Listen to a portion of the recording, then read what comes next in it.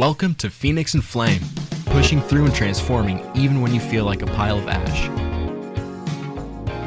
This podcast is not intended for use as psychotherapy.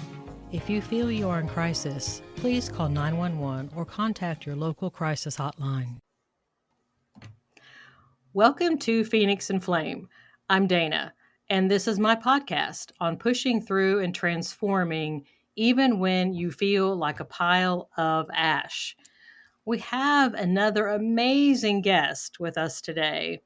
Our guest's name is Falyn Morningstar. I have to stop and say, isn't that a beautiful name? I'm going to say it again. Falyn Morningstar. That is so pretty. Well, Falyn struggled with digestive discomfort, insomnia, fatigue, hair loss, muscle soreness, irregular cycles, emotional eating, and when she got digging even deeper, she found missing pieces in her health that seemed to be rooted in sexual trauma and subsequent emotional shutdown. Now, because of this, Falyn looked into functional diagnostic nutrition. She started collecting information about this, and it was transformative, so much so that she became a certified practitioner herself. Now, Falyn now guides curious and driven, health-minded women from feeling fatigued, distasteful about themselves, and disconnected from their power, to feeling vital and pleasure and emotionally reconnected from within. Falyn, this sounds so interesting. Welcome to Phoenix and Flame. Dana, it's such a pleasure to have a conversation with you. Happy to be here. This is wonderful. And I noticed that you live by a motto, heal together, rise together. And I feel like that just right along when I read that, I thought that just fits right with Phoenix and Flame, how Phoenix rises from the ashes. And so I'm interested to hear your story. You struggled with so many things that I feel like a lot of my listeners, a lot of my female listeners struggle with on a regular basis and feel very frustrated. What was your story? What was it like for you? Yeah, thank you for that question. Right off the bat, it didn't necessarily start with one thing. I think at age 26, it felt like a lot of things that continued to pile up and cycle. It was a lot of the physical symptoms. Persistent bloating, insomnia. I could not get a good night's rest. In the morning, I would still feel tired, even if it was maybe 8 hours. Muscle soreness was so persistent. Maybe 4 days after I got done a training session, they would still be sore. Like I couldn't recover from what I was doing. I remember I was walking back to my apartment and I actually felt a little bit lightheaded. And like my typical, when you go to the doctor and you might get a basic blood panel, my numbers were fine. Everything looked fine. But I certainly didn't feel fine with all of these symptoms. And at age 26, I said to myself, this is not right. Yeah. So fast forward to getting some answers through, I'll call it an acronym FDN, of what you pronounce of Functional Diagnostic Nutrition. FDN was a company that had given me some perspective of why these physical health symptoms were happening. So let me just jump in real quick and ask you, what made you aware of them? Because I'm listening to you describe this part of your story, and I'm thinking there's got to be a lot of women out there who are experiencing a lot of what you're describing, but I can't imagine how did you even come across them? Because they're not your run of the mill, practitioner that you just kind of, okay, I'll just go to an FDN. That's not how that works. So I know. How did you find them? It was not a direct route, I will say that, because I did go to my family physician. I did go to my gynecologist, and neither one of them were able to answer my questions. There was no testing to be done besides a basic blood panel. At that point in my life, I didn't really have language around what functional health was, what holistic health even is. So I didn't really know the appropriate questions to ask them. I just said, I think it's my hormones, something. And the And they're like, your response, labs are fine. Just go on yeah, home. you look good. Yeah, You you're look good. 26. Go on. You're fine. Your labs are Yeah, fine. yeah. And that's how it was. But very fortunately, I had a friend that was going through some testing, such as food sensitivities, hormone, like a full panel hormones, multiple hormones, as well as a stool test. And I was very intrigued by her openness to share what her process was like. I said to myself, I would love to do that too. So I went through the testing, and I was blown away by how validated I felt. Because of these results that I could see, I had a better roadmap to be able to implement things to make some changes in a natural way. And then I said to myself, I need to go through this training. Oh, So wow. I think it was maybe 6 months after I got connected with that practitioner and did some tests.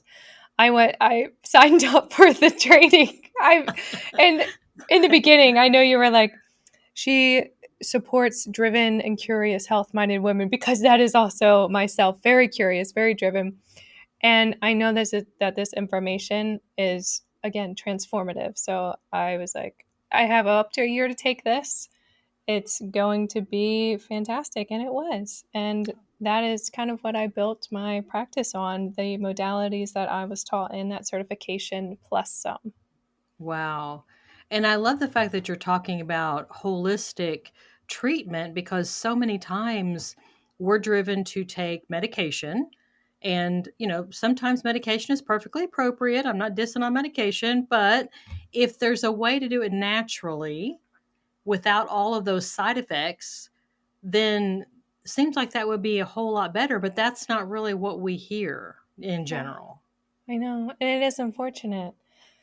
I find sometimes I do get angry or this like heat in my chest when someone shares to me their story of just the ringer that they've been put through, prescription after prescription, and they still feel bad or even worse than what they did. It's very unfortunate because we might go to a gastroenterologist because we have stomach issues, or we might go to a social worker or a psychotherapist for mental health issues, but it's so linked. However, how they're taught is very disconnected. Do the mental health therapists ask about what are you eating?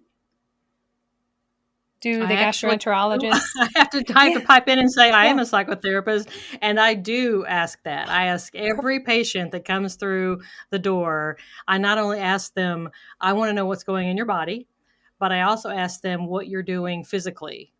Do you Oh, I have love any that. kind of physical regimen? Because like you said, it's all connected Yeah, together. yeah, I love that. You are a game changer in the industry because I know a lot of people don't. And I don't want to hate on people not knowing everything, but I think if you have a broken arm, by all means, go to the hospital, go to a doctor.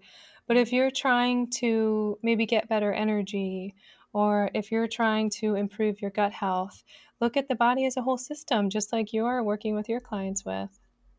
Well, and something too that I have found interesting, and I'm sure you have seen this in your practice as well, and I'm very interested to hear your experiences with that, is that I've noticed that sometimes people will, and I see this more with females, that they will sometimes use food.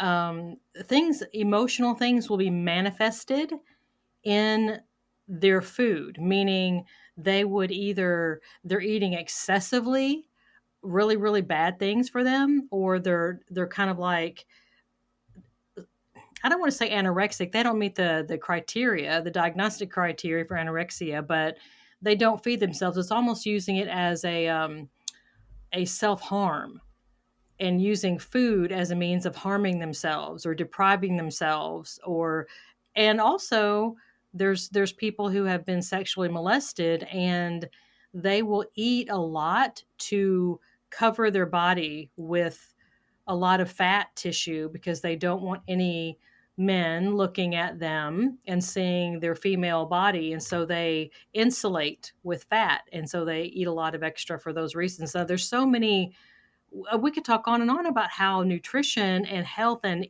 our mental well-being just just flows in and out. Right. I totally agree. And I think for me personally, when I was going through an emotional eating phase, a couple reasons. One was I wasn't getting the proper amount of recovery, wasn't sleeping well. So when I would be up, I'd work full time, and then I'd go to grad school, and then maybe I would train at the gym as well. And so that was very consistent and regular for me. And when I wasn't sleeping appropriately, I obviously couldn't recover. And so I would want to eat for energy.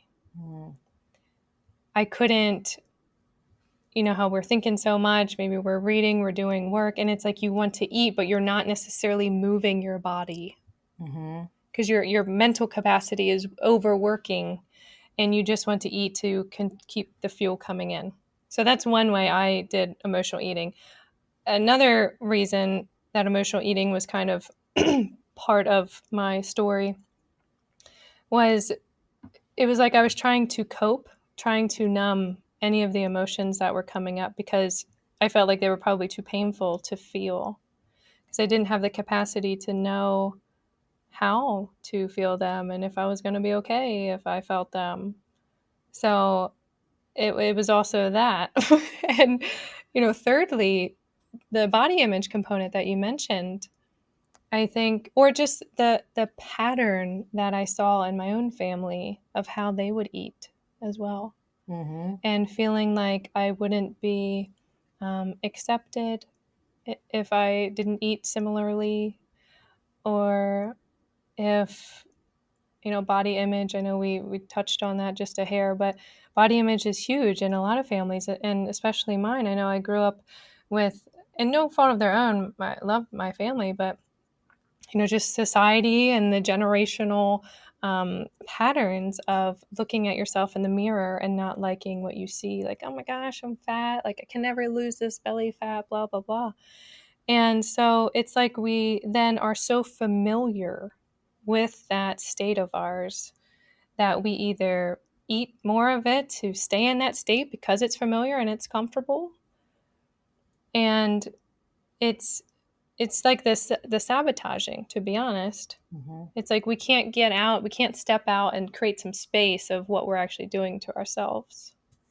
Right. I know exactly what you're talking about. I mean, I'm sure a lot of the listeners that are listening now, it's like as you're talking, I'm thinking of how many reasons that we do eat. I mean, when we're bored, we want to eat, and if we're upset, we definitely want to eat, and we want to eat bad stuff. Of course, let me just talk about myself. You know, I feel like I could eat my way down through a mountain of donuts when I'm having a bad day. You know, I'm just like, as soon as I get finished with this horrible experience, I'm going to go get food, and I'm going to go get sugary, carby food, and that's what I'm going to do. And if anybody gets in my way, then they're going to be sorry. Yeah, exactly. You know, and then when we're having a good time, we want to eat. And like you said, sometimes we'll eat to numb because there's something kind of icky trying to slide up, and we don't want to feel that, and we don't want to think about that. And so we eat to push that back down. There's so much around food and how we use that to deal with things. So what does an FDN, the functional diagnostic nutritionist, what does that person offer so that he or she can meet us where we are with all of our crazy eating habits? But we all have reasons for doing that, and it's hard to make those changes. I mean, we can know that we have those habits. I know that I shouldn't eat my way down through donuts. And I've tried to stop that, you know, a lot. But what does an FDN have to offer us to get us to actually stop doing these things that we know with our mind that we should not be doing, and yet we continue to do it? Yeah, great question. I think as practitioners, we really value, obviously, the connection between practitioner client, but the tests themselves are very validating to our mind. When we know, yes, we shouldn't drink soda. Yes, we shouldn't eat all of this sugary types of foods. And we do feel bad from it. It's like we do experience that, you know, repercussion of it, but we still do it. However, I found for myself personally and for clients, when they see what's happening in their system inside of them making those continuous patterns, it's like, oh my gosh, that's what's happening? Mm. That, I can pinpoint that and that. And that's what's making my gut feel so in pain? Oh, that's Interesting. good. So like you pull back the curtain, Yeah. they can kind of see what's going It's on like we behind the open curtain. up your insides, Mm. basically, because we're looking at your blood, we're looking at your saliva, your stool, and it's so validating. It is quite mind-blowing because it's like I now have a roadmap to solve this problem. Because I know Mm. it's not serving me, but it's like I can't get out of this circle. Well, and really a lot of the symptoms that you're describing, I think sometimes people mistakenly think they're getting depressed Yeah. when it's not. You know, the Yeah. sleep deprivation, there's research that indicates long time sleep deprivation will mimic the symptoms of depression. And then you're talking about feeling tired and all these other things. And sometimes people just kind of assume that they're depressed. And so then they go and they end up on an antidepressant Yeah. medication. Meanwhile, the reasons that are causing them to feel that way to begin with are still there. They're Yeah. still doing those things. It just seems like your way would be so much better. Yeah, like I will explain kind of how I approach maybe individual, like if I'm working with a client in a program, we are on Zoom and we're talking about diet, rest, exercise, stress reduction, and supplementation. And then the umbrella over that are the tests that we do together. So, in large part, the test and what you share with me is what creates this healing protocol. So, I say that because rest is huge, certainly. And I think the more education that people like us can provide, it's like, no, logically it makes sense. Mentally, it's like, oh, yeah, I felt depressed. And it's not like you're wrong for thinking that, but if you're more educated, you can choose better. You can Mm-hmm. say, oh man, I've been eating those Twinkies or I've been doing this too. And I know that these things are linked together. So what if I take that out of my diet and see how I feel? Mm-hmm. Seems Yeah, like that would be a much better place to start exactly. before just start there first and make those changes. And then if they still have symptoms of depression, then by all means, they can get an antidepressant medication and that kind of thing. But it seems like it wouldn't be a good idea to just jump right to that. Sure. Just assuming someone is depressed or going to a doctor and they say, oh, well, it's probably allergies. Yeah. You probably have sinus problems, you probably Yeah. have allergies, and they pat you on the back and, send you on your way. And you're like, Yeah. okay. Uh, Sometimes too, also as we age, that, and I don't know if men hear this, maybe not as much because it seems like we go to the doctor more often because we want to get stuff addressed. Whereas the guys are like, if my leg is not falling off my body, I'm not going to the doctor. Yeah, right. Now I know I'm generalizing, but y'all know it's true. So we speak truth here on Phoenix and Flame. Anyway, so it's just kind of like when women are facing some aging issues, or maybe they're not aging issues, but they go to the doctor and they're told, well, you're getting older. That's what's going on with you. Just face it, just accept it. Stop raging against the machine, so to say. You're getting older. So maybe it's that, but maybe it's something that can be pretty easily addressed, like you're talking about. Yeah. And I think it's very simple to look at, but certainly the implementation is challenging. It is a whole lifestyle change. We are addressing it one day at a time, but if you're very fatigued, like you cannot get out of bed, and you're trying to start this program, like, yeah, it is challenging at first. So I think it does take a lot of mental capacity to want to change. You are fed up with how you feel and you want sustainable and lasting change. And that's the people that I like to work with because they're ready. Yeah, that makes a lot of sense. Do you deal much with inflammation? Those type, I hear people talking Yeah. about that a lot, about how inflammation causes a lot of Oh my issues. gosh, everything. Everything. Headaches, certainly the bloating, joint pain. It's so interconnected. You can have neural inflammation. So, certainly, if your brain is inflamed, it's going to impact your focus or your ability to calm down. Absolutely. Inflammation is huge. It's a part of every single client that I work with. And it seems Yeah. like a lot of that is nutrition driven. Yes, If you learn the right kinds of foods, then that can significantly decrease. exactly. I noticed when I suggest to cut out gluten products. So, as we know, gluten is a protein found in wheat, and wheat is found in a lot of things that are packaged. If we cut that out for 30 days, people are astounded by how good they feel, by how much reduction in inflammation they feel. And then I give them a choice of, do you want to continue doing that? Certainly. Or you can go back to the way you were doing it. Yeah, now they have a choice, though. Yeah. Now they Now know, they. wow, I feel like this. Interesting. Mm. So, Fallon, I wanted to ask you because me being a psychotherapist, I hear people's stories and know how the mental side of things, the emotional side of things, and how we repress and traumas that we've gone through, how we hold trauma in our body, and it's it's a really strong component that how it impacts our bodies. And so you had mentioned in your bio about diving into deeper missing pieces with your help or into your health that was based on sexual trauma, which and then in turn caused emotional shutdown, which is very common. um, what are your words for some listeners out there that maybe they have been through sexual trauma or maybe they suspect they have, because it's very common for us to suppress or repress memories of that because our mind, sometimes we're very young or young-ish when those types of things happen, and our brain just kind of seals it off, and we don't have any memory of it for a long time frequently because we just can't deal with it. We can't handle it. Yeah. But there's a part of our brain that's like niggling back there that something's amiss, something's off, something's down there in the mental cellar, kind of bouncing around a little bit.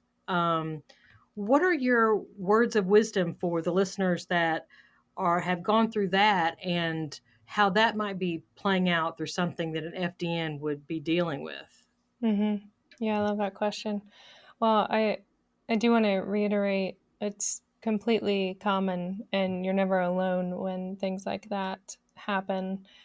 And I know sometimes it can certainly feel lonely when something, not preferably good happens like that. And I think a lot of times when we think of trauma, we might think of an accident or break a bone or whatever, but trauma is such a broad term that it really is also that emotional component. So when I was 26 and dealing with a lot of those physical health symptoms, and then I was able to heal those symptoms, and I do want to put a caveat here, symptoms are the last thing to come up. It's so much deeper than that. Mm-hmm. So when I was able to heal my physical symptoms, it's kind of like my body now had the capacity to allow this emotional side and this trauma to open up for me because I had more capacity to handle it. How handle it as in, I still didn't know what I was doing. I still didn't know how to hold that container for myself and release any sort of sad or anger emotion that was coming up. I still didn't know that.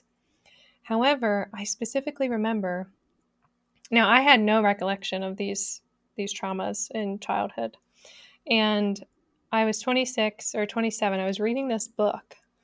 And at this time, I was had been meditating. My whole lifestyle has shifted, healing my physical symptoms, and reading this book. And this mental image comes up of an experience of when I was maybe 7 years old. And it was this snapshot in time, still blurry of specifics for certain, but this snapshot in time that was not right. That was a sexual experience. And I was actually excited and blown away that the universe, or whatever you want to call it, gave me the opportunity to look at that. I was like, oh my gosh, interesting. And then perhaps maybe a couple months down the road, I was in a partnership, and these emotions started to come up. I'm like, interesting. Like this image keeps coming up. And at that point, I was like, then I felt that emotional intensity of, I feel like connecting the dots backward, that made me do some things that I didn't really think I should have been doing, or me abandoning myself in different romantic relationships in order to please somebody else. It was like I was able to see these dots backwards, and it was so fascinating, but yet it was so intense and so sad. And I will say, still to this day, my vessel is unfolding and showing me different things of, traumas to look at for certain. However, over the last 2 years, I will say, I've developed a better capacity to sit with my own emotions. Mm-hmm. When before I'd have to call somebody and word vomit on them because I couldn't do it by myself. I did take a little bit of EMDR. I did some talk therapy, but I think the most transformative thing that has been for me is somatic experiencing. Mm-hmm. And that is where we do specific exercises that bring you back into your body. Because a lot of times this pain or these traumas get us so disconnected from our body, and then maybe we want to emotionally eat because we're not connected with our gut. We don't really care how it's digesting. We just want to numb whatever the pain is. Mm-hmm. So with somatic experiencing, it puts us back into our body, and it does give us the ability to learn how to sit with our emotion, not forever, for hours, sit with this pain, but it allows us to kind of reprocess. It's not like we're going in detail of the experience that causes this intensity. We don't necessarily need to know the story, but we need to get to know our nervous system, because our nervous system is in the sympathetic, worried that something else is going to happen to us. Mm-hmm. And so when we can get in touch with our body, we can get in touch with our nervous system, we can learn to reparent ourselves and sit with those emotions. And I found that has been very transformative, along with meditation. So typically, if I can share like my practice, like when I wake up, I'm always listening to meditation. I might do some somatic experiencing exercises, and that sets me up for myself, my system, to feel safe, to feel grounded, and to feel ready for the day. So I think if I could give any piece of advice of somebody that has been through some sexual trauma or any sort of trauma, I think learning how to get back in touch with your body, and maybe that is reaching out to a somatic experiencing practitioner that's versed in things like this. I think the more that you can learn about your system and just know, like, create that safety within yourself, you're going to be so transformed over time. And it does take time. If those experiences were 0 to 7 or 0 to 12, whatever, it takes time to reprocess those things. So I think also learning that, just giving yourself a little bit of grace for that. And to be honest, I will say I'm grateful for those experiences, because it made me who I am today, and it's allowing me to help other people as well. Wow. I just resonate with everything that you're saying, and I walk with my patients through a lot of that. And there's actually a book that's coming to my mind, The Body Keeps the Score, from Bessel van der Kolk. I've read that a couple of times, and it's just amazing. And I'm hearing you say about, you were abandoning yourself to please other people, but now this is an inverse of that. Is instead of abandoning yourself, you're sitting with yourself, you're being with yourself and all those somatic feelings, and learning how to sit there and feel them. Sit with your own feelings. I wish I had like $1 for every time I've heard somebody say, I can't stop like running around like crazy, because if I do, my feelings are waiting for me. And that's not a good thing. They don't want to sit with their feelings. Yeah. So they spend their life. Yes. So they're like going Mach 2 with their hair on fire, because they don't want to sit with their feelings, and their feelings are in their body and in form of the somatic experiencing, and they don't they don't like that. So I'm hearing you say to just use this to meditate and calm down and to sit with your feelings, to sit with what your body is doing. Because you're talking about a trauma response, that part of our brain that is looking, oh my gosh, it's getting ready to happen again, and kicks us into fight or flight. Exactly. Mm-hmm. Yes. And I want to say, whenever we have these thoughts of, oh my gosh, like I'm not safe here, or I'm scared, I'm fearful, that creates that emotion in us. So it's like we keep reliving that experience. Mm-hmm. And when we feel these emotions, chemicals are created in our body. It affects everything, our Yes. digestive health, mental health, everything. So it's like we're constantly in this thought, emotion, and that creates our perceived reality of everyone's out to get me. I'm not safe with my partner. I'm not safe in my body. And it is hard to stop that cycle. But as you said, if we can sit and just feel ourselves and come back into center and look at the now, we're safe here in the now. Mm-hmm. And the now is all that we have. So I think it's very important to know that our emotions are always connected with our physical self. So if you have physical symptoms, it'd be in your best interest to also look at your emotions. I love that. 100%. Absolutely. The best practitioners I know out there are the holistic ones. Understand that the spiritual side, the physical side, the emotional side, the mental side, all of it's all connected. One impacts all the rest. And so when you're able to understand that and you see that global view, you're really able to help yourself and to help those around you. So, Falyn, I want to make sure that my listeners are able to get in touch with you if they want to find out more about what you have to offer, what's going on. Now, I have here, let's see, go ahead and tell me what your website is, because I don't think I've written it down correctly. So I actually don't have a website yet, Okay. but the email is a great place to find me. It is discover@falynmorningstar.com. Certainly Instagram is another great way, at Falyn Hunter Morningstar. And they can also book a free call with me. I'm happy to talk about anything that's coming up for people. That's calendly.com/power-fal, F-A-L. Okay. Writing that down. So, listeners, I'm writing all this down so that I'm going to put it in the show notes. So if you're out jogging or something else, don't get distressed. You can look at it. You can look in the show notes. So your email was discover@falynmorningstar.com.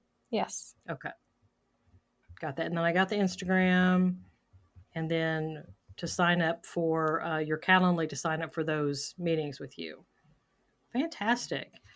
Well, Falyn, I really appreciate the time and the energy and the effort that you have given to myself, my listeners on Phoenix and Flame today, and really helping us all to benefit from your experience and your gleaned wisdom over the years. Thank you very much. I appreciate your time as well. Thank you.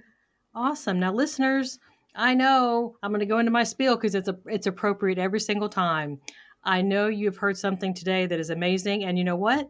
If you have a best friend, if you have a coworker, if you have a family member that you're thinking, this is perfect for them. They are right on the cusp. This is what they need. They need to talk to Falyn. They need to find out about the functional diagnostic nutrition information. Then take this podcast and post it on your favorite social media platforms, copy and paste it in text, copy and paste it in email, however you want to do it, to spread the Phoenix and Flame community so we can help one another and realize that we're in this together. Just like Falyn said, heal together, rise together. That's what we're doing. We're together in this. We're not alone. We are together. So let's spread the word and just join hands and help each other. I hope you've had a wonderful day. I hope the rest of your day goes fantastically. This is Dana on Phoenix and Flame.